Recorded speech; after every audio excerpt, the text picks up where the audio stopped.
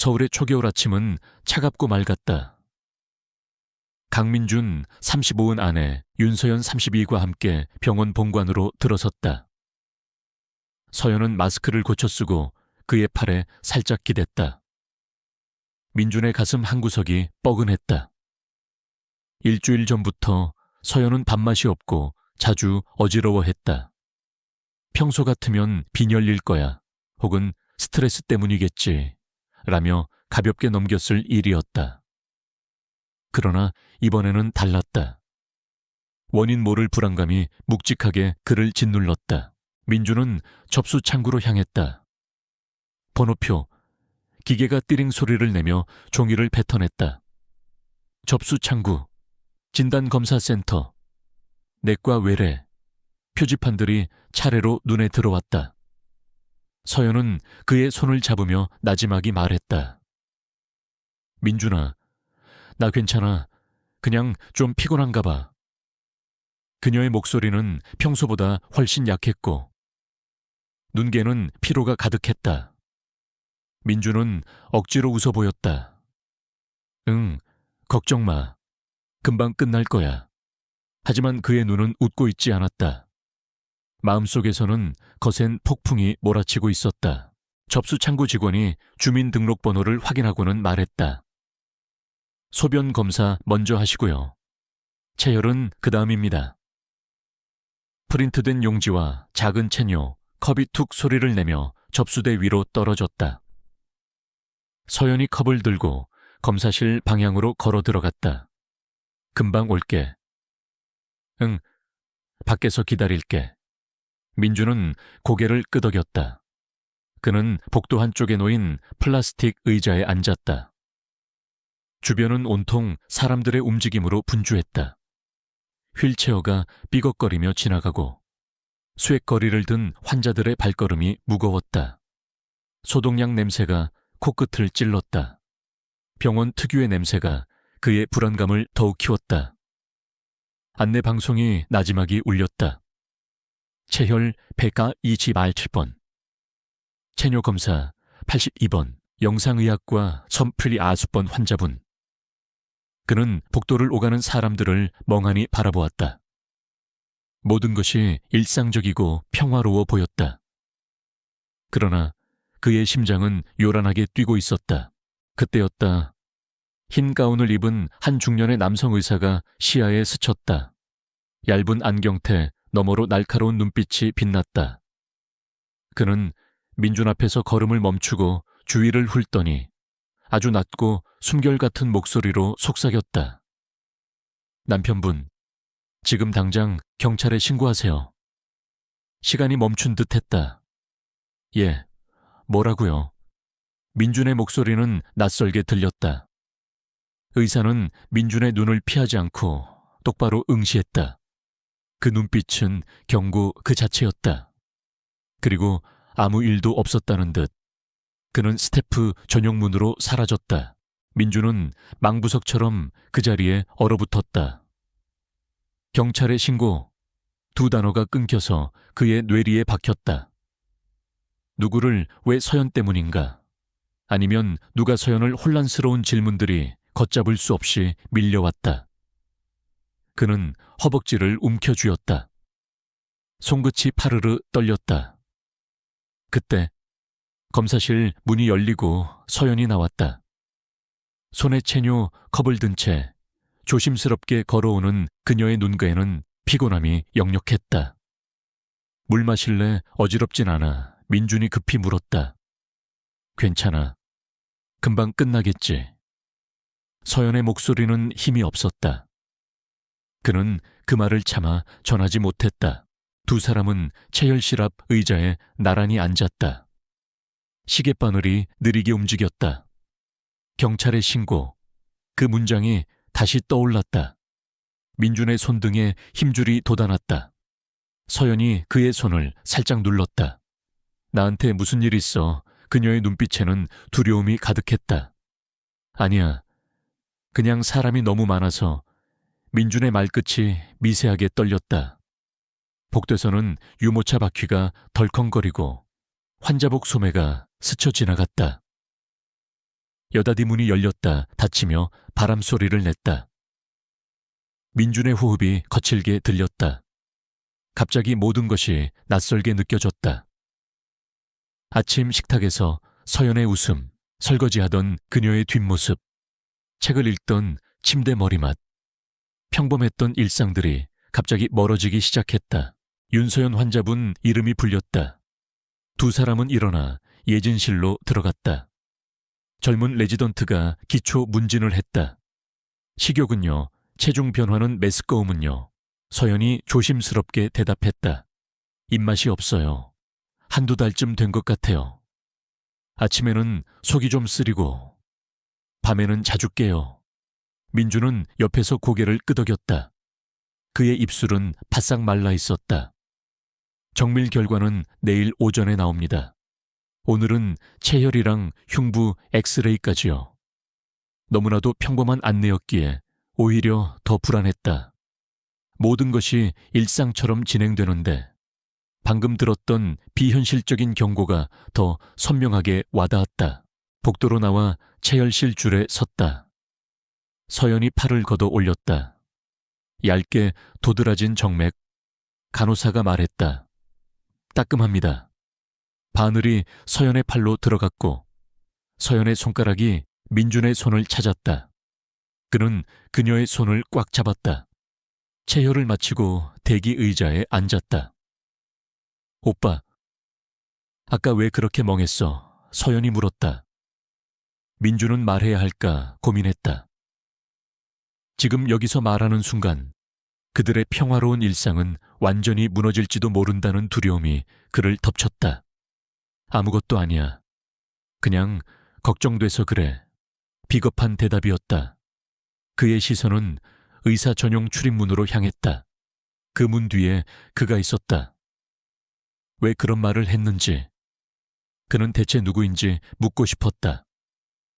하지만 문은 닫혀 있었고 키패드에 붉은 불빛만이 무심하게 빛나고 있었다. 점심시간이 지나 두 사람은 종이컵 커피를 나누어 마셨다. 서연은 한 모금만 마시고 내려놓았다. 씁쓸하네. 민주는 웃어 보였다. 원래 병원 커피는 다 그렇지. 하지만 웃음이 나오지 않았다. 주머니에서 휴지를 꺼내 서연의 손에 쥐어주었다.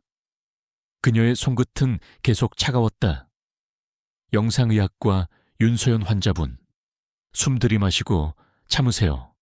찰칵 서연이 옷을 갈아입고 나오자 민주는 그녀에게 코트를 걸쳐 주었다. 추워, 금방 끝나. 오늘 몇 번째인지 셀 수도 없는 거짓말을 했다. 해가 기울고 하늘이 옅은 분홍으로 물들었다. 접수 창구 직원이 말했다. 검사 데이터는 수집됐고요. 결과는 내일 오전 외래에서 확인하세요. 또 평범한 안내. 민주는 고개를 끄덕이고 서류를 접어 넣었다. 병원을 나왔다. 차가운 공기가 얼굴을 스쳤다. 서연이 민준의 팔에 기댔다. 집에 가자. 응. 회전문 앞에서 발걸음이 멈췄다. 유리 너머 복되는 흰 가운들이 바쁘게 움직이고 있었다. 그 속에 그 의사의 뒷모습이 겹쳐 보였다. 지금 당장 경찰에 신고하세요. 주차장으로 내려와 차에 탔다. 시동을 걸었지만 기어를 넣지 못했다. 핸들 위에 손을 올린 채 멈췄다. 무슨 일 있어? 서연이 다시 물었다. 내일 아침 결과 보기 전에 친구 좀 만나도 될까? 서연의 눈에는 믿음과 불안이 동시에 섞여 있었다. 박지훈, 그래, 다녀와. 한강 다리를 건넜다. 물빛은 잿빛이었다. 라디오를 켰다가 곧 껐다. 정적이 더 나았다. 민주는 속으로 문장을 반복했다. 경찰에 신고. 그 말이 내일의 경계선이 될 것이다. 그 선을 넘으면 그들의 삶은 달라질 것이다. 집 현관불이 켜졌다. 민주는 신발을 벗고 코트를 걸었다. 익숙한 풍경과 냄새가 마음을 잠시 평온하게 만들었다. 서연은 거실 소파에 앉아 있었다. 민주는 물을 태워 미음을 끓였다. 작은 그릇에 담아 내자. 서연은 두 숟가락을 뜨고는 내려놓았다. 맛은 있는데. 속이 좀. 그녀가 희미하게 웃었다. 민주는 고개를 끄덕이고 그릇을 씻었다. 손등에 닿는 물이 차갑게 느껴졌다. 밤이 깊어졌다. 서연은 먼저 잠자리에 들었고 민주는 거실에 남았다. 그는 소파에 앉아 한참 동안 멍하니 있었다. 천장이 낮게 내려앉는 느낌이 들었다. 그는 휴대폰을 집어들었다. 화면에 비친 자신의 얼굴이 낯설었다. 망설임 끝에 그는 박지훈에게 전화를 걸었다. 지훈아, 나야, 강민준. 지훈의 목소리는 단단했다. 그래, 웬일이야? 아직 병원이 아니. 집에 왔는데. 민주는 한참을 망설이다 놨고 떨리는 목소리로 그날 있었던 모든 일을 털어놓았다. 병원에서 만난 의사의 수상한 경고, 서연의 알 수 없는 증상, 그리고 마음속의 불안감까지. 지훈은 한동안 말이 없었다. 민주는 그의 침묵이 불안했다. 야, 미안. 너무 황당하지. 지훈이 짧게 숨을 내쉬었다. 아니, 황당하다기보다 좀 이상하네. 그 의사 아무런 근거 없이 그런 말을 했을 리는 없어. 그렇다면 그의 목소리는 냉정했지만 그 냉정함이 오히려 민준에게 신뢰를 주었다. 지금 바로 경찰에 신고하는 건 위험할 수 있어. 혹시 모를 오해나 단순한 해프닝일 가능성도 배제할 순 없으니까. 하지만 지훈은 말을 이었다. 하지만 그 의사의 말이 사실이라면 이건 단순한 건강 문제가 아니라는 뜻이야. 누군가 의도적으로 접근했을 가능성이 커. 서연이의 증상이 독극물 중독 증상과 비슷해. 물론 아직은 추측일 뿐이지만 민준의 심장이 다시 요동쳤다.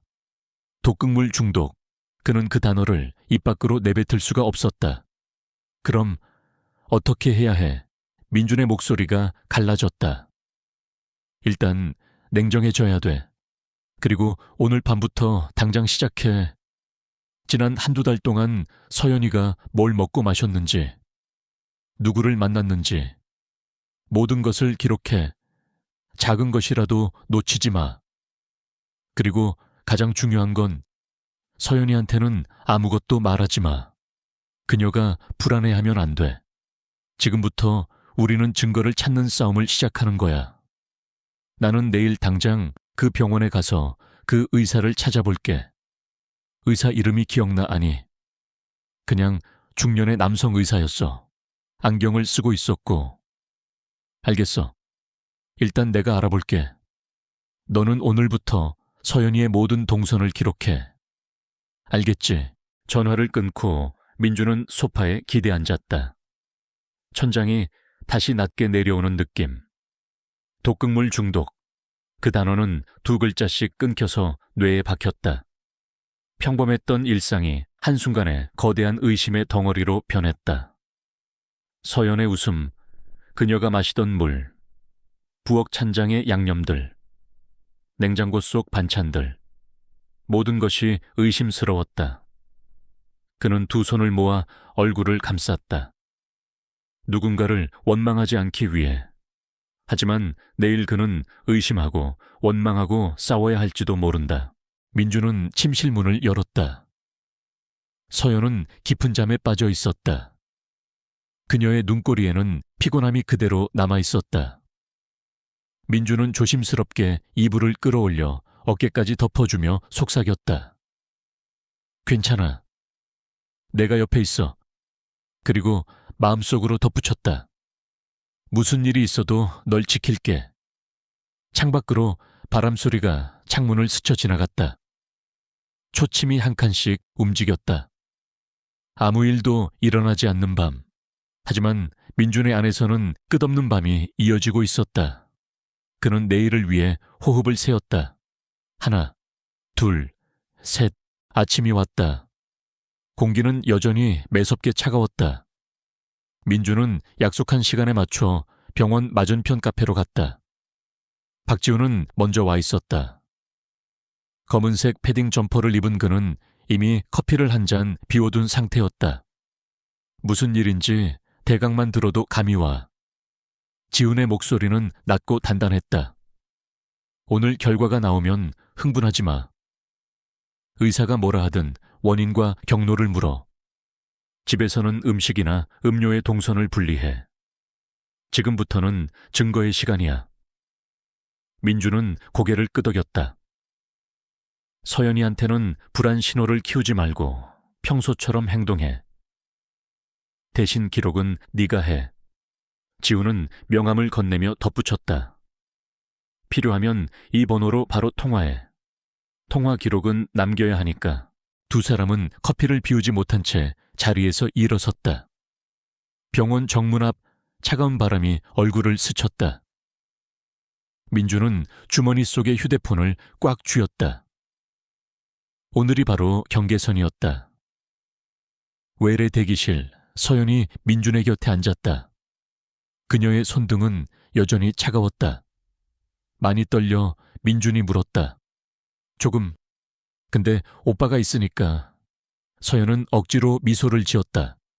문이 열리고 간호사가 이름을 불렀다. 윤서연님. 두 사람은 진료 과장실로 들어갔다. 책상 위에는 봉인 스티커가 붙은 결과 봉투가 놓여 있었다. 과장은 안경을 고쳐 쓰고 그들을 바라봤다. 그의 표정은 담담했지만 그 담담함이 오히려 더 큰 불안을 불러왔다. 과장은 먼저 몇 가지를 확인하겠다고 말했다. 그는 문진표를 뒤적이며 말했다. 최근 한두 달 식욕, 저하, 수면 분절, 속쓰림 증상이 있으셨지요. 서연은 조심스럽게 고개를 끄덕였다. 밖에선 주로 사 드세요? 아니면 가족이 보내준 음식을 자주 드십니까? 민준의 귀가 쫑긋 섰다. 지난밤 지훈이 했던 말이 뇌리를 스쳤다. 원인과 경로를 물어. 그는 질문의 의도를 파악하기 위해 과장의 얼굴을 유심히 살폈다. 가끔 시댁이나 친정에서 반찬을 보내주시긴 해요. 서연이 답했다. 과장은 짧게 메모를 했다. 특정 음료, 건강식품, 가루 형태의 보조제는요. 저는 거의 안 먹어요. 커피도 줄였고요. 서연의 대답은 단호했다. 과장은 봉인된 봉투를 집어들었다. 봉투를 봉했던 스테이플러 자국이 뚜렷하게 드러났다. 그는 아주 짧게 한숨을 쉬었다. 그의 시선이 민준에게로 향했다. 남편분 마음의 준비를 하시기 바랍니다. 민준의 숨이 턱 막혔다. 과장은 봉투를 풀지 않았다. 대신 동의서 한 장을 꺼냈다. 결과에 따라 추가 검사와 신고 절차가 필요할 수 있습니다. 사유는 곧 설명드리겠습니다. 설명, 곧. 민준의 심장이 빠르게 뛰었다. 과장은 자리에서 일어나 검사실로 향하며 짧은 통화를 했다. 확인했지요. 네 교수님. 외래방으로. 통화를 마친 과장은 다시 그들을 보며 말했다. 잠깐만 밖에서 기다려주세요. 검체 재확인 결과를 받아오겠습니다. 문이 닫혔다. 대기 의자에 앉자마자 서연이 물었다. 왜 그래? 왜 이렇게 심각해? 민주는 입술을 깨물었다. 지금 말하면 이 복도에서 무너질 것 같았다. 그는 스스로도 설득할 수 없는 말을 내뱉었다. 아니야. 혹시 과민 반응일 수도 있어.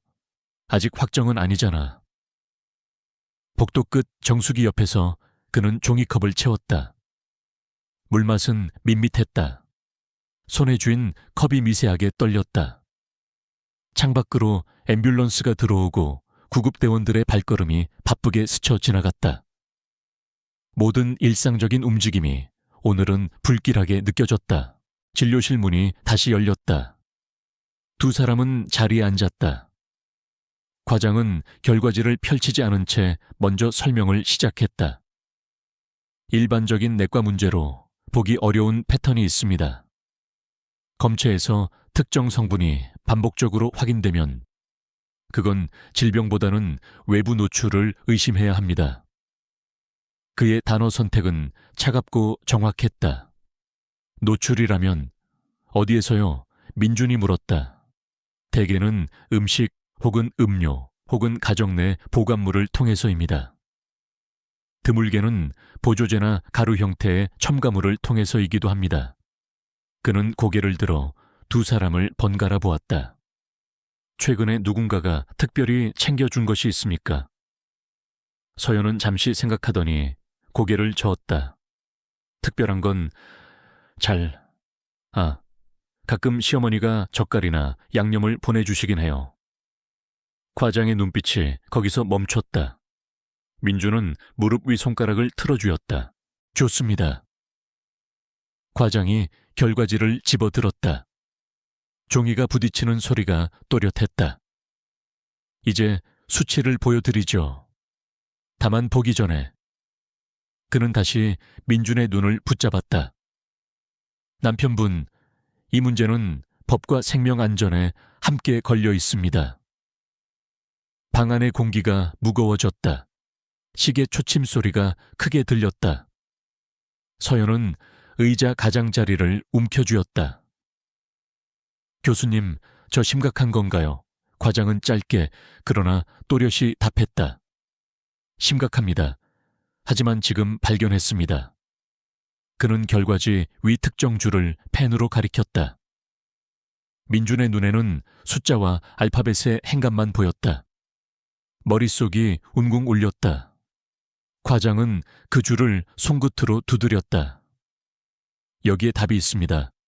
정확한 명칭과 수치, 그리고 왜 신고가 필요한지 지금부터 설명드리겠습니다. 민주는 숨을 들이켰다. 손이 얼음처럼 차가웠다. 귀에서는 심장 소리가 났다.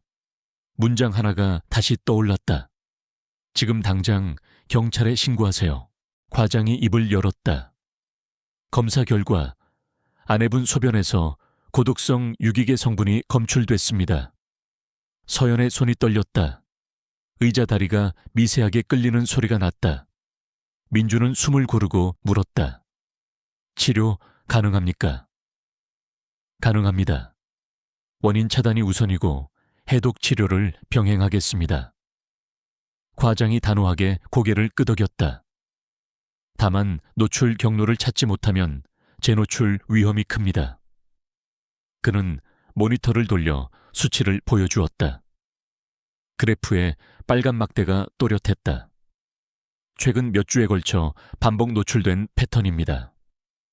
오늘부터 입원하여 경과 관찰을 권합니다. 저는 이상한 걸 먹지 않았어요. 서연이 낮게 속삭였다. 과장은 고개를 끄덕였다. 그럴 수 있습니다. 누군가가 혼입했을 가능성도 배제할 수 없습니다. 이 부분은 수사기관의 영역입니다. 그는 인쇄물을 건넸다. 의심 상황 시 행동 지침이라고 적혀 있었다. 의심되는 음식은 섭취 중단, 남은 음식 용기는 폐기하지 말고 밀봉 보관, 개인 식기 분리 사용, 복용 중인 보조제, 분말 전수 확인, 증상 기록 및 섭취 시간대 일지화, 그리고 과장은 말을 이었다. 불필요한 외부 노출을 줄이세요. 가급적 집밥, 단순한 조리, 새로운 반찬이나 양념은 검증 전 섭취 금지. 민주는 고개를 끄덕였다. 병원에서 신고해 주십니까? 의학적 의심 소견은 기록으로 남기고 환자 보호자께 신고를 권고합니다. 필요시 의무기록 사본을 제출해 드리죠. 진료실 밖으로 나오자 복도의 공기가 더 차갑게 느껴졌다. 서연이 민준의 팔을 붙잡았다. 나 입원할까? 응, 오늘 바로 하자. 두 사람은 원무창구로 향했다. 입원 수속 병실 배정. 기본 체혈, 종이와 팔찌가 연달아 손에 쥐어졌다. 병실 창밖으로 겨울 해가 기울었다. 민주는 커튼을 반쯤 닫고 의자에 앉았다. 서연이 조심스럽게 물었다. 오빠, 사실 아까부터 표정이 이상했어.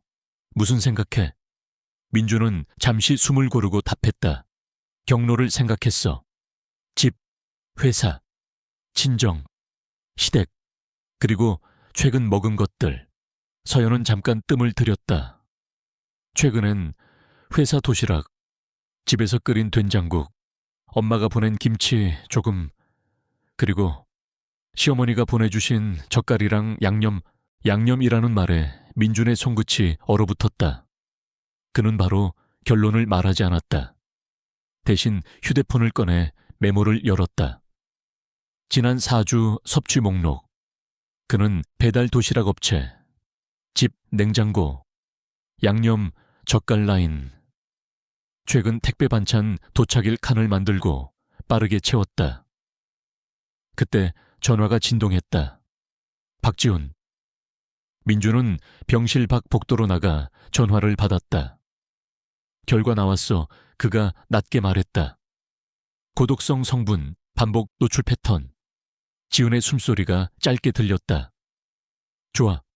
그럼 지금부터 보존, 기록, 분리. 의심되는 건 손대지 말고 밀봉. 소스, 양념, 젓갈. 우선 집 냉장고 사진 찍어 보내. 그리고 섭취 타임라인 만들어. 이번은 잘했어. 재노출 차단이 1순위야. 오늘 밤은 병실에서 기본 해독 받게 하고 너는 집에 잠깐 들러 시료를 챙겨. 유리병이면 수건으로 감싸서 파손 방지하고 집에게 이중 포장. 라벨의 날짜. 시간, 내용물 적어. 지우는 말을 이었다. 엄마에겐 뭐라고 하지. 잠깐의 침묵. 아무 말도 하지 마. 지금은 누구도 자극하지 않는 것이 원칙. 내가 절차 열어둘게. 내일 오전 감식실로 바로 가져가. 전화를 끊고 민주는 병실로 돌아왔다. 서연이 눈으로 물었다. 지훈이, 응, 내일 일찍 절차 밟자. 서연은 작게 고개를 끄덕였다. 저녁 식사 시간이 왔다. 트레이에는 미음과 맑은 국, 반찬 조금. 민주는 트레이 비닐을 확인하고 개봉 시간을 적었다. 사소한 것까지 기록했다. 이제부터 모든 게 증거였다. 밤, 서연이 잠이 들었다. 민준의 휴대폰 화면이 켜졌다. 카카오톡 메시지. 어머니, 몸은 좀 어떠냐? 내가 보낸 양념 맛은 보았냐? 문장을 읽는 동안 민준의 등골이 서늘해졌다. 그는 답장을 쓰지 않았다. 화면을 끄고 천천히 숨을 골랐다. 창밖으로 구급차 사이렌이 멀어졌다. 병실 시계가 한 칸 움직였다. 그는 오늘 배운 단어들을 마음속에 새겼다. 차단, 해독, 보존, 기록, 분리, 그리고 하나 더, 신고. 그는 눈을 감았다. 내일 아침 냉장고 문을 연다. 그 속의 병 하나가 그들의 삶의 방향을 바꿀지도 모른다. 아침 햇살이 병실 커튼 사이로 스며들었다. 서연은 링거를 맞으며 깊은 잠에 빠져 있었다. 민주는 조용히 자리에서 일어났다. 오늘 할 일이 있었다. 집, 냉장고, 시료. 그는 서둘러 병실을 나섰다. 병원 밖 공기는 어제보다 더 차갑고 날카로웠다. 택시를 타고 집에 도착하자마자 그는 장갑을 꼈다.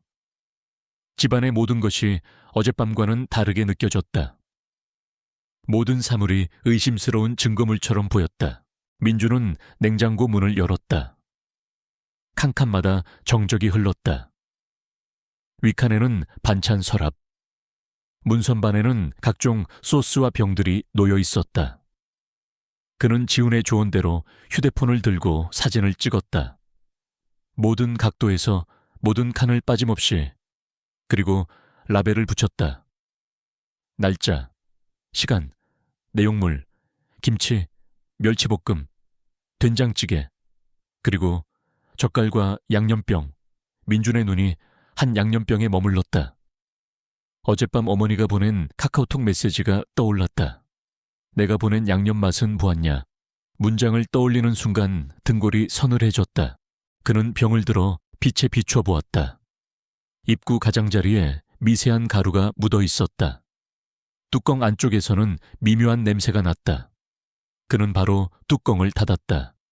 이중 지퍼백에 병을 넣고 수건으로 감쌌다. 파손 방지. 그리고 박스에 눕혀 담았다.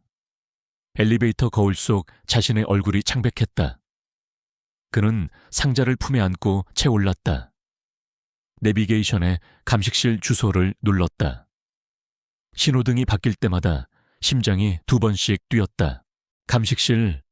박지훈은 먼저 나와 있었다. 왔어. 민주는 고개를 끄덕이며 상자를 건넸다. 양념, 젓갈, 김치 다 가져왔어. 지훈은 즉시 장갑을 꼈다. 능숙한 손놀림이었다. 번호표를 붙이고 사진을 찍고 접수증을 작성했다. 예민한 건 양념병이지. 지훈은 말 대신 고개를 끄덕였다. 간이 키트로 선별검사 먼저 보고 정밀은 맡길게. 지훈이 유리막대 끝으로 양념을 아주 조금 스쳐냈다. 테이블 위 작은 트레이 2개 시약색이 천천히 변했다. 회색, 그리고 탁하게 어두운 녹색. 지훈이 짧게 숨을 뱉었다. 민준아. 그 한마디면 충분했다. 민준은 벽에 등을 붙였다. 바닥이 살짝 기우는 느낌이었다. 같은 계열이야. 아직 정밀이 남았지만 패턴이 맞아. 민준은 목이 말랐다. 그는 종이컵 물을 반쯤 비웠다. 아무 맛도 느껴지지 않았다. 지훈이 조용히 말했다. 지금부터는 절차야. 집 냉장고는 봉인 유지. 오늘부터 식재료는 분리. 가족에게는 아무것도 알리지 말 것. 현행범 확보를 위한 현장 세팅. 민주는 고개를 들었다. 현장. 어디?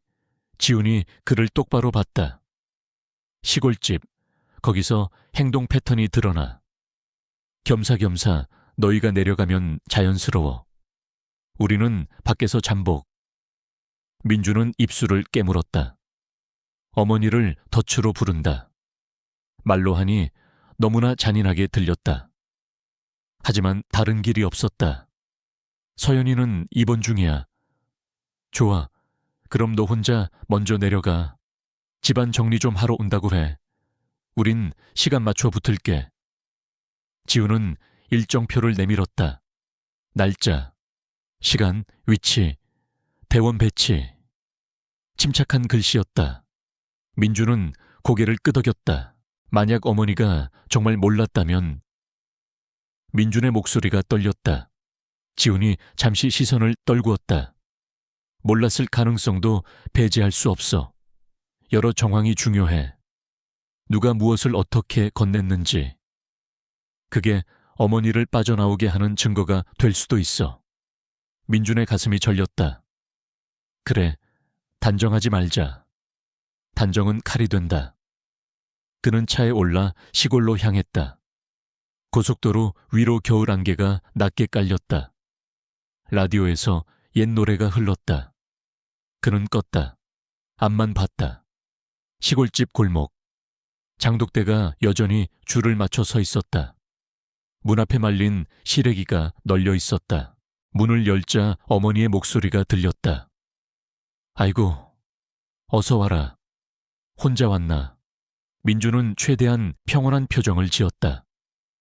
예, 집 좀 치우고 가려고요. 서연이는 입원 중이라. 어머니의 눈썹이 파르르 떨렸다. 아이고 그려. 내가 몸에 좋은 것 좀 챙겨줄게. 부엌. 가스레인지 위에는 된장찌개가 보글거렸다. 상 위에는 멸치볶음, 시금치나물, 그리고 양념병이 놓여 있었다. 라벨에는 매직으로 집간장, 팔보 비법 양념이라고 쓰여 있었다. 민주는 그 병을 슬쩍 눌러보았다. 뚜껑이 유난히 빡빡했다. 질문이 목구멍까지 치솟았다. 그러나 삼켰다. 밥부터 먹고 하자. 어머니가 그릇을 놓으며 말했다. 서연이는 약해 빠져서 이거 먹으면 낫는다. 어머니의 젓가락 끝이 양념병을 가리켰다. 민준의 속이 서늘해졌다. 아, 전 괜찮아요. 제가 해 먹을게요. 그는 웃어 보였다. 어머니의 젓가락 끝이 허공에서 멈췄다가 다시 내려왔다. 해가 기울고 집안의 그림자가 길게 드리웠다. 해가 기울고 집안의 그림자가 길게 드리웠다. 민주는 핸드폰을 들고 밖으로 나갔다. 어둠이 완전히 내려앉은 마당. 외등을 2번 켰다 껐다. 바람소리, 개 짖는 소리, 그리고 멀리서 들려오는 발자국 소리. 약속한 신호였다. 지훈과 팀원들이 도착했음을 알리는 기척. 민주는 문턱을 정리하는 척 부엌을 스쳤다. 시계는 9시를 가리키고 있었다. 어머니가 방에서 나왔다. 잠옷 차림에 앞치마를 두른 채였다. 부엌 불을 켰다. 환하게 밝아진 부엌 한가운데서 어머니는 찬장을 열었다. 작은 비닐봉지 하나가 그 속에서 하얗게 빛났다. 어머니는 숨을 고르고 양념병 뚜껑을 돌렸다. 민주는 방문 손잡이를 쥐었다. 심장이 귀에서 요란하게 뛰었다. 말해야 할까? 지금 여기서 그러나 그는 멈췄다. 그의 임무는 기록과 보존이었다. 문밖 어둠 속에서 발걸음이 멈추는 기척이 느껴졌다. 약속한 시간이었다. 어머니의 손이 미세하게 떨렸다. 하얀 가루가 숟가락 끝에 올랐다. 그때였다. 문이 조용히 열리고 낮은 목소리가 들렸다. 김선자 씨, 저희는 경찰입니다. 부엌 공기가 멈췄다. 양념병 뚜껑이 탁자 위에서 짧게 굴렀다. 민주는 그 자리에서 한 발 뒤로 물러섰다. 지훈이 눈으로 신호를 보냈다. 현장만 보존해. 민주는 고개를 끄덕였지만 손은 얼음장처럼 차가웠다. 어머니가 떨리는 목소리로 말했다. 나는 그저 점집에서 몸에 좋은 약이라고. 말끝이 흐려졌다. 지훈이 차분하게 답했다. 지금은 아무 말씀도 하지 마세요. 현장 체증부터 하겠습니다. 민주는 부엌 문기둥을 붙들었다. 벽지에 거친 질감이 손바닥에 느껴졌다. 어머니가 몰랐기를. 그 소망 하나가 가슴을 후볐다. 플래시가 한번 터졌다. 증거물들이 봉투에 밀봉됐다. 시간과 기록이 적혔다. 모든 소리가 멀게 들렸다. 밤하늘이 낮게 내려앉았다. 형사들이 조용히 동선을 막고 테이블 위를 봉인했다. 하얀 봉지, 숟가락, 끈, 모두 사진 속 숫자가 됐다. 어머니는 떨리는 손으로 앞치마를 움켜쥐었다. 나는 그저 몸에 좋은 약이라고 해서. 목이 메인 소리. 민주는 말이 나오지 않았다. 지훈이 낮은 톤으로 말했다. 김선자 씨, 지금은 말씀을 아끼세요. 현장 보존이 먼저입니다. 필요하면 지구대로 임에 동행하겠습니다. 어머니가 민준을 봤다. 눈이 물에 젖어 있었다. 민준아, 엄마는 서연이 살라고. 그 말이 칼처럼 박혔다. 살라고. 바로 그 말이 그들을 이곳으로 데려왔다. 현관 밖으로 찬바람이 들어왔다. 민준의 코끝을 스쳤다. 부엌불이 꺼지고 비닐이 한 겹 더 씌워졌다. 종이 위에 시간이 적혔다. 2025년 12월 18일 오후 9시 43분. 차 안. 어머니는 두 손을 포개고 앉았다. 민주는 뒷좌석 창밖만 보았다. 논두렁 위로 안개가 옅게 올랐다. 아무 말도 하지 못했다. 지구대에서 기초 진술이 시작됐다. 지훈이 물었다. 가루는 어디서 받으셨어요? 어머니는 머뭇거렸다. 동네 점집, 이름이 마금화였나.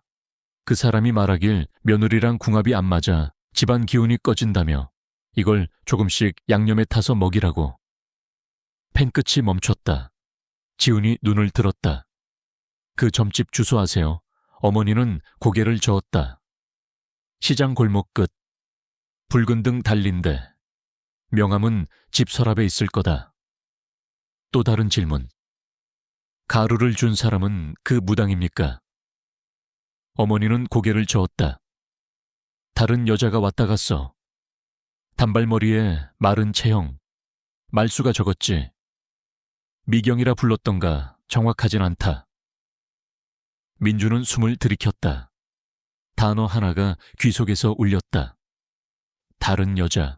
진술이 끝나고 어머니는 집으로 돌려보내졌다. 법적 절차와 보호자 서명이 있었다. 민주는 그 종이에 이름을 썼다. 손끝이 떨렸다. 집 앞.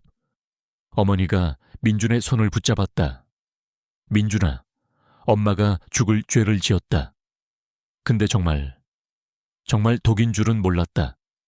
그 사람이 기운을 살릴 보약 가루라고. 말끝이 부서졌다. 민주는 눈을 감았다. 말이 목에서 말라붙었다. 엄마, 당분간 부엌에 들어가지 마. 전화도 조심하고. 우리가 정리할게. 어머니는 고개만 끄덕였다. 민주는 바로 차를 몰아 병원으로 갔다. 복도 불빛이 희미했다. 병실 문을 열자 서연이 허리를 세웠다. 무슨 일 있었어? 표정이 왜 그래? 그 눈빛 앞에서 거짓말은 오래 못 간다. 민주는 침대 옆 의자에 앉았다. 짧고 분명하게 말했다. 부엌에서 가루가 나왔어. 양념병에 섞으려던 장면을 확보했고 어머니는 점집에서 받은 보약이라고 했대. 서연의 얼굴이 하얗게 식었다. 그러다 아주 천천히 고개를 끄덕였다. 그래, 나 엄마를 미워하지 않을게. 근데 누가 엄마한테 그걸 줬는지는 꼭 알아야 해. 민주는 고개를 끄덕였다. 그래, 거기서부터다. 지훈에게서 전화가 왔다. 민준아, 어머니 휴대폰 통화 기록이랑 집에 있는 명함 확인해. 택배 송장, 방문자 CCTV, 시장 골목에 사설 CCTV도 요청할 거야. 마금화라는 이름이 맞는지 먼저 대조하고 어머니가 말한 단발머리 여자 동선을 뽑자. 그날 밤 민주는 시골집 서랍을 뒤졌다. 광고지와 영수증 사이에서 붉은 글씨의 명함을 찾았다. 마금화, 사주궁합운세, 화경단 기치보강. 뒷면에는 시장 골목 약도가 있었다. 그는 휴대폰으로 사진을 찍어 남겼다. 다음 칸엔 택배 송장이 수북했다. 민주는 송장들을 날짜별로 세웠다. 2주 강역. 보낸 사람은 제각각. 하지만 수령 장소가 자주 바뀌었다. 대문 앞, 장독대 옆, 우편함 뒤. 숨기듯 놓고 간 흔적이었다. 현관 CCTV를 열었다. 화면 속 밤, 검은 코트, 단발머리, 마트 봉투 하나, 배를 누르지 않고 계단에 내려놓고 사라지는 그림자. 시간은 저녁 9시 전후로 규칙적이었다. 사진을 지훈에게 보냈다. 잠시 후 답장이 왔다. 패턴 확보. 내일 새벽 시장 골목부터 간다. 점집부터. 그 다음 여자 동선. 민주는 거실 불을 끄고 밖으로 나왔다. 찬 공기가 뺨을 스쳤다. 장독대 뚜껑 위에 서리가 앉아 있었다. 집은 잠들었는데 그의 마음은 잠들지 않았다. 다음 날 새벽, 시장 골목, 등줄기 같은 좁은 길에 붉은 등이 2-3개 어둠 속에 떠 있었다. 사주궁합이라 쓰인 문패가 낡은 유리문에 붙어 있었다. 문 앞이 뿌옇게 흐려져 아니 잘 보이지 않았다. 지훈이 시계를 보았다. 여긴 낮부터 움직여. 우린 맞은편에서 지켜보기만 해. 접촉 대상이 나타나면 따로 분리. 민주는 고개를 끄덕였다. 심장이 크게 뛰었다. 정오 무렵. 문이 열렸다. 검은 스웨터를 입은 단발머리의 여자가 골목을 빠져나갔다. 사진 속 그 어깨였다. 지훈이 짧게 말했다. 분리. 2명의 형사가 여자의 뒤를 따랐다. 민주는 자리에서 일어나 점집 문을 밀었다. 향 냄새가 흘러나왔다. 바닥에는 누런 돗자리가 깔려 있었고 벽에는 송을씨 부적들이 붙어 있었다. 그리고 작은 탁자 뒤에 한 명의 여자가 앉아 있었다. 50대쯤 되어 보이는 그녀의 눈매는 매서웠다. 무엇을 보러 왔나? 낯선 말씨였다. 민주는 천천히 의자에 앉았다. 보약 가루를 보러 왔습니다. 여자의 눈이 아주 조금 흔들렸다. 그때 문이 다시 열렸다. 지훈이 신분증을 내밀었다. 그의 목소리는 차분했다. 마금화 씨, 질문이 몇 가지 있습니다. 민주는 숨을 고르며 탁자 모서리를 잡았다. 손바닥에 나무결이 느껴졌다. 어머니의 목소리가 귀 속에서 다시 났다. 보약이라길래, 조금씩 타서 먹이라길래. 믿음이 무너지는 소리는 이렇게 조용하게 온다. 쿵 하고 무너지지 않는다. 나무결처럼 아주 천천히 결마다 갈라지며 밖에서 발소리가 났다. 추격조가 돌아오는 소리. 검은 코트에 단발머리 여자, 이제 그녀의 이름이 필요했다. 민주는 눈을 들어 말했다. 우리 집을 오간 사람이 누구인지 오늘 여기서 끝내죠. 점집 안 공기가 눅눅했다. 향연기가 천천히 올라갔다. 지훈이 신분증을 꺼내 탁자 위에 두었다. 마금화 씨, 몇 가지 확인하겠습니다. 문이 살짝 열리고 옆에서 무전 소리가 낮게 스쳤다. 대상 분리 확보 중. 지훈이 고개를 끄덕였다. 민주는 숨을 고르고 의자 등받이에 등을 붙였다. 유리문이 다시 열렸다. 검은 코트, 단발머리. 사진에서 보던 그 어깨선. 형사 둘이 양옆을 지켰다. 여자가 코트를 벗어 의자에 걸쳤다. 성함이요. 여자는 천천히 입꼬리를 올렸다. 라미경, 마금화가 눈을 한번 찌푸렸다. 또 왔나 라미경이 대꾸했다. 손님이니까. 지훈이 휴대용 트레이를 펼쳤다. 투명 지퍼백, 면장갑, 간이 시약 가방. 확인하겠습니다. 라미경은 미동이 없었다. 형사가 지퍼를 열었다. 안에서 작은 분말 봉투들이 차례로 나왔다. 띠지에는 낯선 문자들이 적혀 있었고 봉투마다 숫자가 있었다. 지훈이 한 봉투 끝을 살짝 스쳤다. 시약 한 방울, 색이 천천히 변했다. 회색, 그리고 탁한 녹색. 그들은 아무 말도 하지 않았다. 색만이 말했다. 지훈이 조용히 기록했다. 현장 선별, 양성 정밀 의뢰. 그는 민준에게 짧게 눈짓했다. 민준은 고개를 끄덕였지만 목이 말라 침이 삼켜지지 않았다. 라미경이 고개를 돌려 민준을 보았다. 처음 보는 눈인데 마치 오래 알았다는 듯한 시선이었다. 너 한시집 큰아들이지. 심장이 한번 크게 내려앉았다. 저를 압니까? 내 아버지 얼굴이 보이거든. 그녀는 피식 웃었다. 살아있었다면 지금 내 나이쯤 됐겠지. 지훈이 말을 끊었다. 개인적 발언은 조서에서 하시죠. 그는 수갑을 꺼내지 않았다.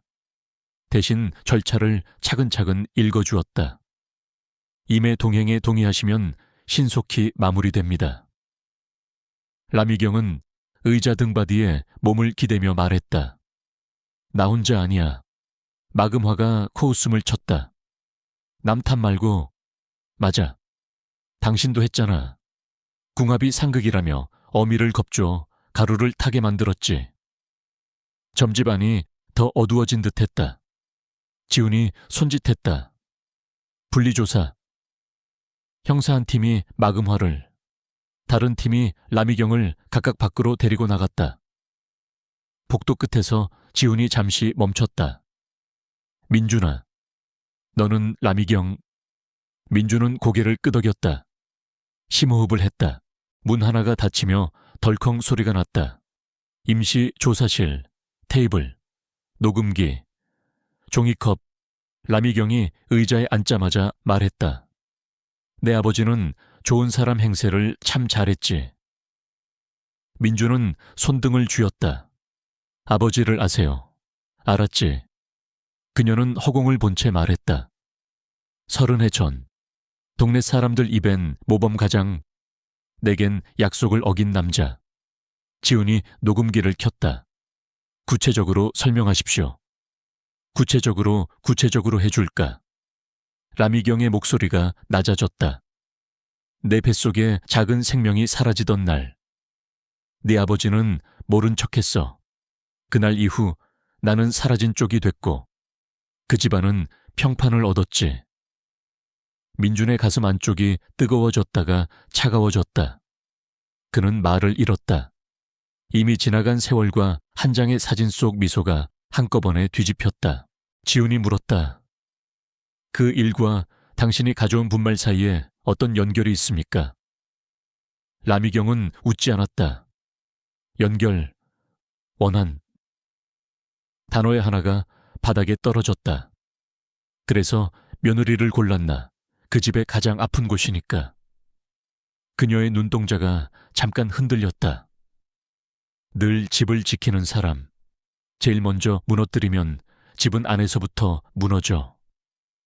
지훈이 펜을 멈췄다. 당신이 직접 혼입했습니까? 어떨 땐 내가, 어떨 땐 겁먹은 어미의 손을 빌렸지. 라미경이 어깨를 으쓱했다. 무당이 말만 했다고 말이 제일 무섭지. 나는 길만 열어줬어. 민주는 손바닥에 땀을 닦았다. 서연이는 무슨 죄가 있다고. 라미경이 민준 쪽을 보지 않았다. 죄 세상은 늘 아무 죄 없는 쪽이 치르더라. 순간 의자가 미세하게 끌리는 소리가 났다. 민주는 일어나지 않았다. 대신 아주 천천히 말했다. 당신의 상처를 우리에게 전가할 수는 없어. 라미경의 입꼬리가 흔들렸다. 그래, 너는 아직 믿고 싶은 거지. 내 아버지가 끝까지 좋은 사람이었기를. 지훈이 조심스레 끼어들었다. 과거 평판과 별개로 지금은 형사 사건입니다. 정밀 감정 결과가 나오면 살인 미수 혐의를 검토합니다. 그는 절차를 하나씩 읽었다. 변호인 선임, 진술 거부권, 기록 열람. 라미경은 고개를 돌려 창밖을 봤다. 골목 끝 붉은 등이 바람에 흔들렸다. 끝까지 가보지. 그녀가 낮게 중얼거렸다. 복도로 나오니 마금화도 조사실에 앉아 있었다. 부적이 붙은 벽 없이, 향도 없이 그냥 한 사람이었다. 민주는 그쪽을 보지 않았다. 오늘은 이름 하나면 충분했다. 라미경. 지훈이 민준의 어깨를 가볍게 두드렸다. 잠깐 바람 쐬자. 골목으로 나왔다. 붉은 등 아래 공기가 차가웠다. 민준이 물었다. 아버지 이야기 확인할 수 있어. 기록은 남아. 주민센터 옛날 기록, 그리고 오래된 민원, 신문 조각, 감정은 나중 문제. 지금은 증거부터. 휴대폰이 떨렸다. 서연. 민주는 전화를 받았다. 응, 나야. 서연의 숨소리가 들렸다. 어디야, 괜찮아. 민주는 잠시 하늘을 보았다. 응, 한 곱이 넘겼어. 이름을 찾았어. 이름 라미경. 그리고 점집. 잠깐의 침묵 뒤 서연이 말했다. 알겠어. 오빠, 지금은 치료만 생각할게. 오빠는 끝까지 가줘. 전화를 끊고 민주는 다짐하듯 숨을 들이켰다. 점집 문이 닫히며 금속 소리가 났다. 골목의 붉은 등이 한 번 더 흔들렸다. 오늘 우리는 얼굴을 봤다. 내일 우리는 뿌리를 본다. 차 문을 여는 손이 가벼웠다. 무겁게 들던 모든 것들이 조금은 제자리를 찾는 느낌. 하지만 아직 끝이 아니다. 보라는 말로 포장된 악에 그 말의 껍질을 벗겨야 한다. 민주는 조용히 중얼거렸다. 서연, 조금만 더 버티자. 우리는 믿을 건 사람과 법뿐이야. 차가 골목을 빠져나갔다. 붉은 등이 뒤로 멀어졌다. 앞선 이가 차갑게 달라붙었다. 그리고 마음 한가운데 아버지의 오래된 사진이 천천히 다른 빛으로 바뀌기 시작했다. 민주는 낡은 종이 서류를 넘겼다. 한 장씩 넘길 때마다 아버지의 모습은 낯선 사람으로 변해갔다. 30해 전의 동네 주민센터 기록, 신문 기사들, 그리고 당시의 작은 사건 일지, 지훈이 어렵게 구한 자료들이었다. 한씨, 집안 장남, 동네 청년회장 한태수 씨, 어려운 이웃 도우미. 흑백 사진 속 아버지의 미소는 늘 자애롭고 정직했다. 그 미소 아래에 숨겨진 또 다른 얼굴이 있었다. 라미경의 진술과 지훈의 추적이 겹쳐졌다. 그녀의 본명은 박미경. 그녀의 아버지는 한때 민준의 할아버지가 운영하던 공장의 직원이었고, 젊은 시절 아버지 한태수와 미경은 가까운 사이였다. 당시 미경은 임신했으나 태수는 유학을 떠나야 한다는 이유로 그녀를 모른 척했다. 태수의 가족, 즉 민준의 할아버지와 할머니는 그 사실을 알고도 태수를 감쌌고, 미경의 가족을 회유해 조용히 사건을 묻었다. 그 일로 미경은 아버지와 연을 끊고 도시로 떠났다. 그녀의 삶은 송두리째 무너졌고, 그 원한은 그녀의 인생을 집어삼켰다. 그 후 그녀는 라미경이라는 이름으로 위장하고, 가족들이 그녀의 행방을 묻지 못하도록 스스로를 고립시켰다. 라미경의 진술이 사실이라면 네 아버지는 살인 미수범은 아니었겠지만 한 사람의 인생을 파괴했지. 지훈이 낮게 말했다. 민주는 말이 없었다. 그저 손으로 얼굴을 감쌌다. 네 아버지의 편지를 찾아봐. 유학 가기 전 혹은 그 후에 주고받은 기록들이 있다면. 민주는 서재 책장 구석에 낡은 상자를 발견했다. 먼지를 털어내자 빛바랜 사진과 편지 뭉치가 나왔다. 태수가 유학 전 미경에게 보낸 편지들. 미안해. 돌아와서 책임질게. 우리 아기는. 단어들이 낯설게 다가왔다. 그리고 마지막 편지에는 마지막 부탁이니 이 집안의 안녕을 위해 조용히 떠나다오. 돌아와서 다시 찾아갈게 라는 문장이 쓰여 있었다. 그 말은 책임이 아닌 파멸이었다. 민주는 아버지를 보았다. 평생을 성실하고 자상한 남편이자 아버지로 살았다. 가족을 위해서는 헌신적이었다. 그러나 그는 라미경의 인생을 짓밟은 사람이었다. 그 진실이 너무나도 잔인했다. 민주는 편지를 다시 봉투에 넣었다. 한 사람의 숨겨진 역사를 이렇게 얇은 종이 한 장에 가둘 수 있다는 사실이 끔찍했다. 지훈은 조용히 그의 어깨를 두드렸다. 네가 다 알 필요는 없어. 중요한 건 지금 서연이를 지키는 거야. 그날 밤 민주는 서연의 병실로 향했다. 복도에 켜진 불빛이 길게 늘어졌다. 서연은 잠들지 않았다. 민준이 침대 옆에 앉자 서연이 그의 손을 잡았다. 엄마, 괜찮을까? 민주는 고개를 끄덕였다. 괜찮을 거야. 엄마도 피해자야. 누군가에게 속아 넘어간. 서연의 눈빛이 흔들렸다. 그래도 엄마 손으로. 민주는 그녀의 손을 꼭 잡았다. 엄마는 우리를 사랑해서 그랬을 거야. 그 사랑이 잘못된 방식으로 표현되었을 뿐이야. 민주는 그 순간 자신의 마음을 들여다보았다. 그는 어머니를 원망하지 않았다. 그 대신 그를 둘러싼 이 거대한 비극의 실체를 직시했다. 다음 날 라미경은 재판에 출석했다.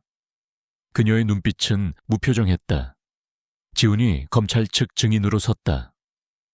그녀의 범죄 행각은 명백했고 변명의 여지는 없었다.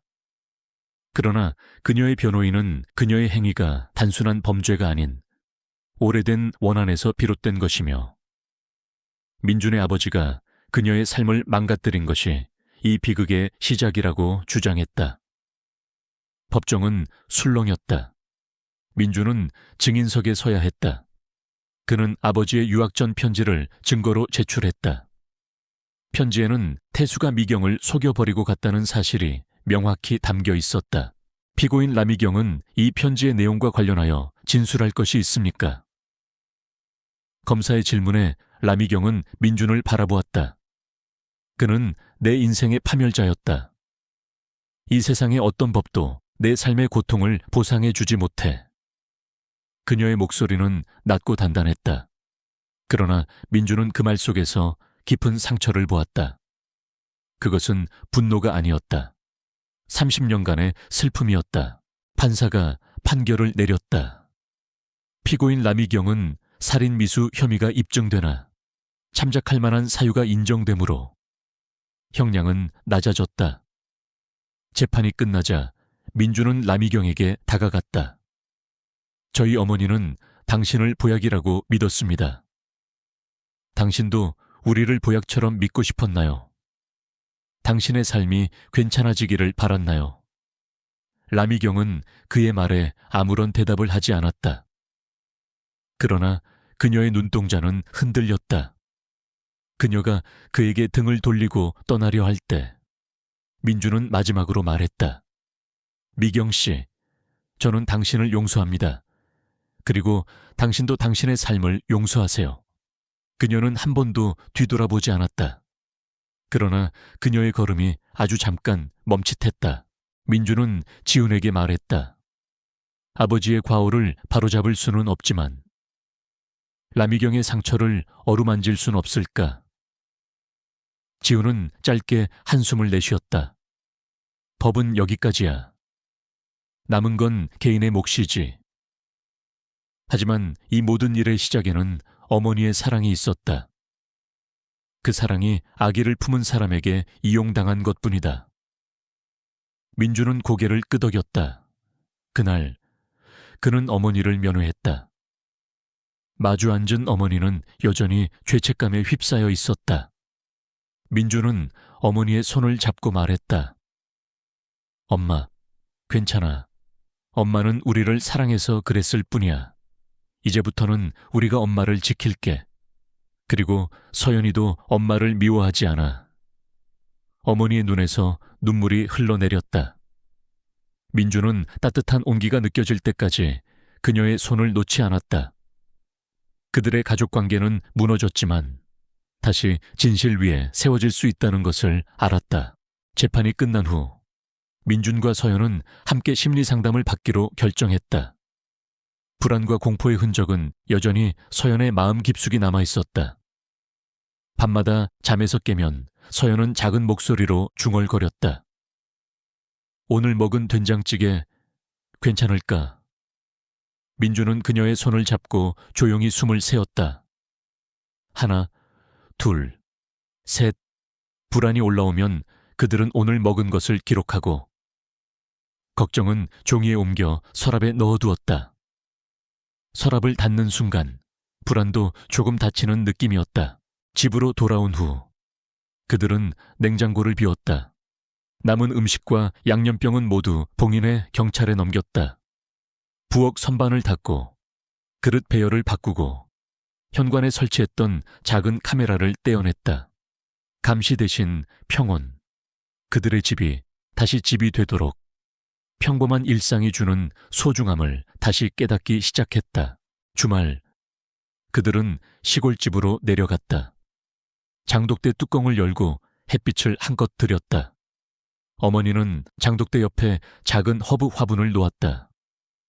냄새가 좋더라. 마음이 가라앉아. 서연이 웃었다. 잘 자라면 우리 파스타에도 넣어요. 장독대와 파스타. 그들의 옛것과 지금이 한 상 위에 나란히 놓였다. 어머니가 찾아왔다. 문턱에서 오래 머뭇거렸다. 서연아. 어머니의 목소리가 갈라졌다. 내가 미안하다. 다시는 그런데 안 간다. 서연은 의자를 빼고 자리를 내주었다. 어머니, 같이 밥해요. 천천히 다시 시작해요. 두 손이 맞닿았다. 작은 천이 오는 것 같았다. 그날 그들은 함께 미역국을 끓이고 계란말이를 굽고 상 위에 깍두기를 올렸다. 양념병은 없었다. 대신 웃음이 있었다. 조심스러운, 그러나 분명한 웃음. 권지훈에게서 연락이 왔다. 구속 기소. 재판 간다. 증거는 충분해. 민주는 짧게 답했다. 고맙다. 지훈은 덧붙였다. 너희는 치료와 일상에 집중해. 법정 일은 내게 맡겨. 재판이 진행됐다. 라미경은 고개를 들고 있었다. 마금화는 눈을 감았다 떴다. 검사는 살인 미수, 교사 방조, 사기 등을 읽었다. 변호인은 사정과 사연을 말했다.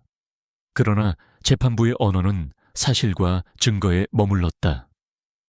민주는 증인석에 섰다. 손이 떨리지 않도록 천천히 호흡했다. 우리는 미워하지 않으려 합니다. 하지만 두려움 없이 밥을 먹을 권리가 있습니다. 미신과 원한으로 누군가의 식탁을 바꾸지 못하게. 법이 선을 그어 주십시오. 말을 마치자 법정이 고요해졌다. 선고일, 라미경은 중형을 선고받았다. 마금허도 책임을 피하지 못했다. 재판부는 말했다. 말은 가볍지만 그 말이 움직인 손은 무겁다. 법정을 나왔다. 차가운 공기가 얼굴을 스쳤다. 서연이 민준의 손을 잡았다. 오빠, 끝났어. 응, 법의 일은 끝났어. 이제 남은 건 우리의 일, 회복, 밤. 서연은 곤히 잠들었다. 민주는 조용히 침실을 나왔다. 거실의 소파에 앉았다. 탁자 위, 아버지의 오래된 사진을 꺼냈다. 그는 조용히 말했다. 아버지, 진실은 드러났습니다. 남은 건 우리가 어떤 가족이 될지예요. 사진 속 미소는 그대로였다. 민주는 미소를 새로 배웠다. 미워하지 않는 법, 그러나 잊지도 않는 법. 부엌에서는 국물 김이 올랐다. 서연이 국을 맛보더니 말했다. 딱 좋아. 그 말이 오늘의 선고 같았다. 충분하고 족하다. 더 넣지 않아도 되는 맛. 민주는 마음속에 다시 썼다. 미신 대신 기록, 겁박 대신 법, 의심 대신 신뢰, 원한 대신 사랑. 그들은 천천히, 그러나 확실히 예전과는 다른 평범으로 돌아갔다. 식탁에 놓인 두 그릇, 따뜻한 국, 작은 웃음, 그리고 한 문장. 괜찮아. 우리는 여기서부터 다시 시작해. 재판이 끝난 후 민준과 서연은 함께 심리 상담을 받기로 결정했다. 불안과 공포의 흔적은 여전히 서연의 마음 깊숙이 남아 있었다. 밤마다 잠에서 깨면 서연은 작은 목소리로 중얼거렸다. 오늘 먹은 된장찌개 괜찮을까? 민주는 그녀의 손을 잡고 조용히 숨을 세었다. 하나, 둘, 셋. 불안이 올라오면 그들은 오늘 먹은 것을 기록하고 걱정은 종이에 옮겨 서랍에 넣어두었다. 서랍을 닫는 순간 불안도 조금 닫히는 느낌이었다. 집으로 돌아온 후 그들은 냉장고를 비웠다. 남은 음식과 양념병은 모두 봉인해 경찰에 넘겼다. 부엌 선반을 닫고 그릇 배열을 바꾸고 현관에 설치했던 작은 카메라를 떼어냈다. 감시 대신 평온. 그들의 집이 다시 집이 되도록 평범한 일상이 주는 소중함을 다시 깨닫기 시작했다. 주말 그들은 시골집으로 내려갔다. 장독대 뚜껑을 열고 햇빛을 한껏 들였다. 어머니는 장독대 옆에 작은 허브 화분을 놓았다. 냄새가 좋더라. 마음이 가라앉아. 서연이 웃었다. 잘 자라면 우리 파스타도 넣어요. 장독대와 파스타.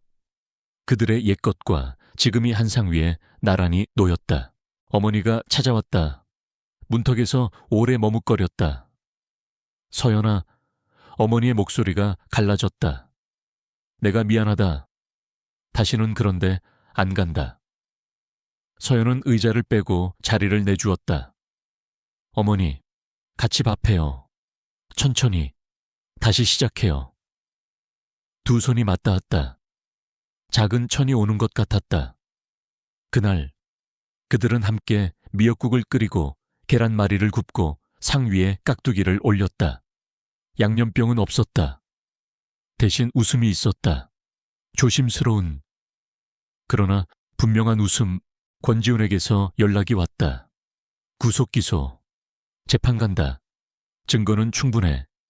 민주는 짧게 답했다. 고맙다. 지훈은 덧붙였다. 너희는 치료와 일상에 집중해. 법정 일은 내게 맡겨. 재판이 진행됐다. 라미경은 고개를 들고 있었다. 마금화는 눈을 감았다 떴다. 검사는 살인미수, 교사방조, 사기 등을 읽었다. 변호인은 사정과 사연을 말했다. 그러나 재판부의 언어는 사실과 증거에 머물렀다. 민주는 증인석에 섰다. 손이 떨리지 않도록 천천히 호흡했다. 우리는 미워하지 않으려 합니다. 하지만 두려움 없이 밥을 먹을 권리가 있습니다. 미신과 원한으로 누군가의 식탁을 바꾸지 못하게.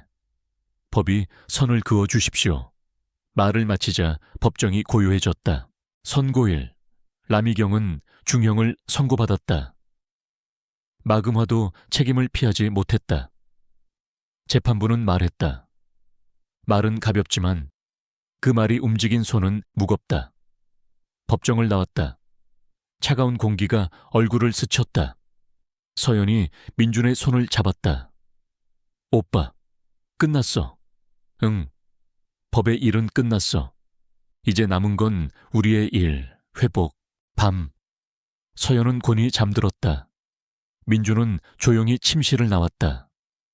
거실의 소파에 앉았다. 탁자 위. 아버지의 오래된 사진을 꺼냈다.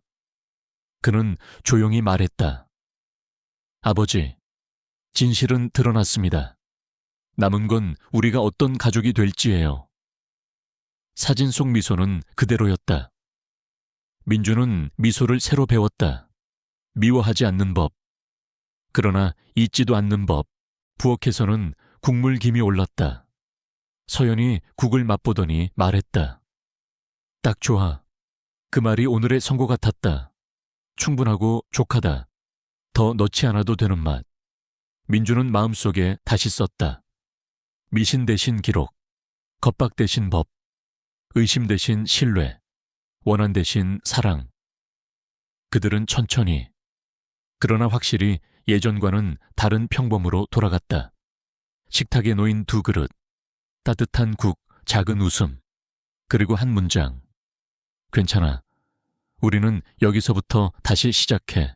새로운 시작, 평범한 식탁집으로 돌아온 후. 민준과 서연은 함께 심리 상담을 받기로 결정했다. 불안과 공포의 흔적은 여전히 서연의 마음 깊숙이 남아 있었다. 밤마다 잠에서 깨면 서연은 작은 목소리로 중얼거렸다. 오늘 먹은 된장찌개 괜찮을까? 민주는 그녀의 손을 잡고 조용히 숨을 세었다. 하나, 둘, 셋. 불안이 올라오면 그들은 오늘 먹은 것을 기록하고, 걱정은 종이에 옮겨 서랍에 넣어두었다. 서랍을 닫는 순간 불안도 조금 닫히는 느낌이었다. 집으로 돌아온 후 그들은 냉장고를 비웠다. 남은 음식과 양념병은 모두 봉인해 경찰에 넘겼다. 부엌 선반을 닫고 그릇 배열을 바꾸고 현관에 설치했던 작은 카메라를 떼어냈다. 감시 대신 평온. 그들의 집이 다시 집이 되도록 평범한 일상이 주는 소중함을 다시 깨닫기 시작했다. 주말, 그들은 시골집으로 내려갔다. 장독대 뚜껑을 열고 햇빛을 한껏 들였다. 어머니는 장독대 옆에 작은 허브 화분을 놓았다. 냄새가 좋더라. 마음이 가라앉아. 서연이 웃었다. 잘 자라면 우리 파스타에도 넣어요. 장독대와 파스타. 그들의 옛것과 지금이 한 상 위에 나란히 놓였다. 어머니가 찾아왔다. 문턱에서 오래 머뭇거렸다. 서연아. 어머니의 목소리가 갈라졌다. 내가 미안하다. 다시는 그런데 안 간다. 서연은 의자를 빼고 자리를 내주었다. 어머니, 같이 밥해요. 천천히 다시 시작해요. 두 손이 맞닿았다. 작은 천이 오는 것 같았다.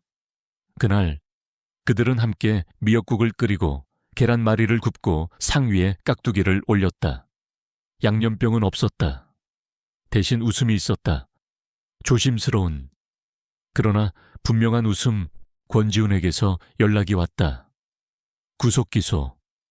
재판 간다. 증거는 충분해. 민주는 짧게 답했다. 고맙다.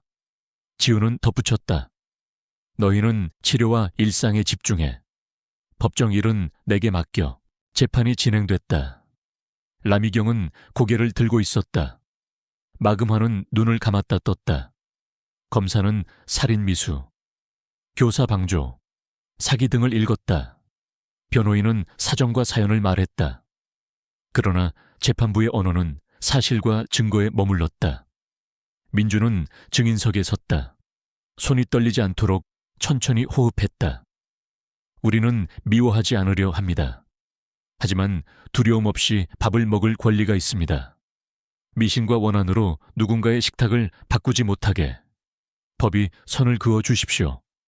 말을 마치자 법정이 고요해졌다. 선고일.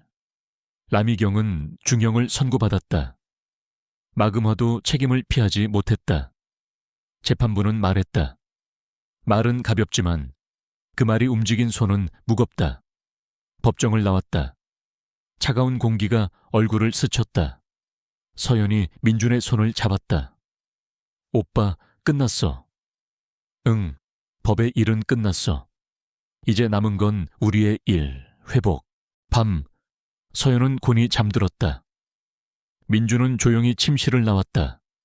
거실의 소파에 앉았다. 탁자 위, 아버지의 오래된 사진을 꺼냈다. 그는 조용히 말했다. 아버지, 진실은 드러났습니다. 남은 건 우리가 어떤 가족이 될지예요. 사진 속 미소는 그대로였다. 민주는 미소를 새로 배웠다. 미워하지 않는 법, 그러나 잊지도 않는 법. 부엌에서는 국물김이 올랐다. 서연이 국을 맛보더니 말했다. 딱 좋아. 그 말이 오늘의 선고 같았다. 충분하고 족하다. 더 넣지 않아도 되는 맛. 민주는 마음속에 다시 썼다. 미신 대신 기록, 겁박 대신 법, 의심 대신 신뢰, 원한 대신 사랑. 그들은 천천히, 그러나 확실히 예전과는 다른 평범으로 돌아갔다. 식탁에 놓인 두 그릇, 따뜻한 국, 작은 웃음, 그리고 한 문장. 괜찮아. 우리는 여기서부터 다시 시작해.